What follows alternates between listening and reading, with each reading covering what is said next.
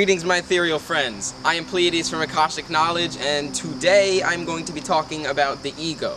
So the first thing that I want to say about this is a lot of people think that the ego is just your pride. Man, his ego's so big he can't even fit through the door. Man, put your fucking ego aside. Your ego isn't just your pride. And then a lot of other people think that you can have an ego death experience. And this is true and false at the same time. But I'm going to get into both of these and much more in a video. But I just want to start off by saying that the ego is not just pride. In fact, what I'll go into is that the ego is your entire mind and everything in it. So pride is among that, but not just that. Your ego is so much more than just pride. And you cannot kill your ego, like straight up kill that motherfucker and not have to live the rest of your life with it. You can't. It's impossible. If anyone says you can, they're uninformed. I'm sorry, I'm just being honest. The ego is, in short, your identity.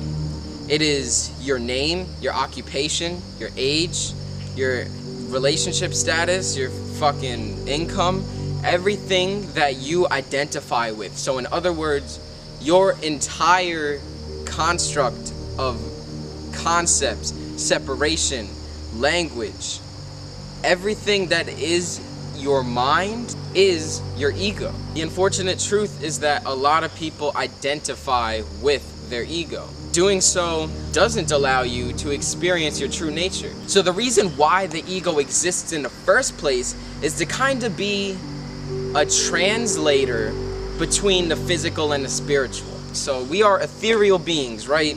Infinite power, infinite creativity, infinite potential, etc., etc. We are ethereal. We are not made of matter. However, those spirit bodies inhabit these physical bodies made of matter and made of basically energy on a lower frequency. So you have, your higher frequency self within a lower frequency world. We are in a limited form of ourselves for reasons I'm not going to get into in this video, not relevant. But, your spirit self is kind of like, bruh, if you didn't have your ego, it would not know how to interact. You wouldn't know how to interact with each other because, our spirit selves usually use telepathy and just like interact with each other's consciousnesses. But we are in a limited form on a lower vibration, so that isn't necessarily accessible at the base state of birth and stuff like that. It is achievable through cultivation, but when we just put in this world, you can't just communicate with everybody telepathically because not everyone is able to do that. Some people are, some people can't. So you have to have another means of communication, and this is where language comes in. Language is the way that we simplify our physical world into a way that we can conceptualize and communicate about. Language is essentially the median of your thoughts. If language didn't really exist, you wouldn't really have thoughts. And that's because language is concept. Language is a concept and it conceptualizes things, therefore bringing into the equation the illusion of separation and thinking that things are different. That person is black, this person is white. So therefore, because of a difference in their aesthetic nature, you are going to think that one person is different from the other. That is a concept. That the whole reason that you see separation is because of conceptualization and simplifying things into concepts. If you didn't have concepts behind everything, and if you were just your spirit self seeing the actual nature of everything, you would see an ethereal being within a physical being, and then you would see an ethereal being inside of a physical being. And you would see them all as unity consciousness embodied into different frequencies. What everything is essentially is vibration, so we are all one.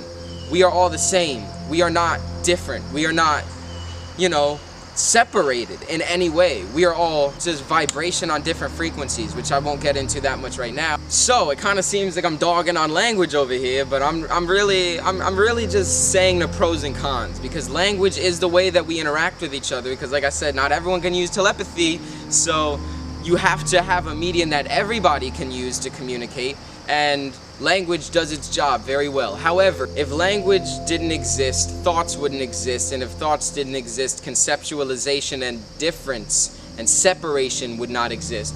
So therefore, we would kind of live in a more harmonious world if we didn't have language. But at the same time, language is important. You know, like I said, not everyone can use telepathy, so we need a medium that everybody can communicate with. And language does its job. And your thoughts are good. You know, it's good to think about things. It's good to rationalize, and it's good to like have a plan with things. But like everything, there's a balance. You know, it's good to think, but it's not good to only think. And it's good to conceptualize sometimes, but it's not good to only conceptualize. You shouldn't have your ego, which by the way is all the things that I'm describing right now, this whole construct of all these different concepts and language, etc. This is your ego.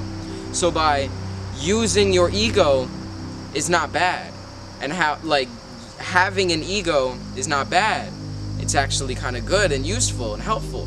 But by only identifying with your ego and only using your ego and thinking that you are like identifying with these concepts and really believing that everything is separated and identifying with the simplified nature of reality. These concepts are a simplified version of the true nature of reality. So by identifying with this construct of the ego, you are therefore seeing a simplified version of reality exclusively. You are not seeing past the mind, past the ego, past the veil, to see the true nature, which is oneness. So having a very deeply profound spiritual experience from psychedelic drugs, deep meditation, near-death experience, whatever the fuck got you in such a intense situation that your mind dissolves to see, like I said, past the veil, past your mind, past the ego, into oneness. It feels like your ego is dying because it's dissolving and you're seeing past your ego. You're not even thinking. You're just like this loving awareness all of a sudden, just like seeing everything how it really is for like probably your first time. And it's like, wow, holy shit, my ego just died. And then like the experience is over, you know, if you're about to get into a car crash or something, near-death experience, like, you know, you got back from the hospital, everything's good. If you're having a psychedelic experience, you get sober, everything's good. You know, you're in meditation, you come out of meditation, you go to work, everything's good. And then you think that because you had that experience, your ego's dead. That's not true. And like I said, the ego is the translator between the physical and the spiritual. So unless your physical body dies and you just live in the spiritual realm and you are your ethereal state exclusively, I'm not talking about astral projection, I'm talking about actually not having a physical body anymore. It is under that circumstance that you will no longer have an ego. So if you want to kill your ego, you have to kill your fucking self, basically.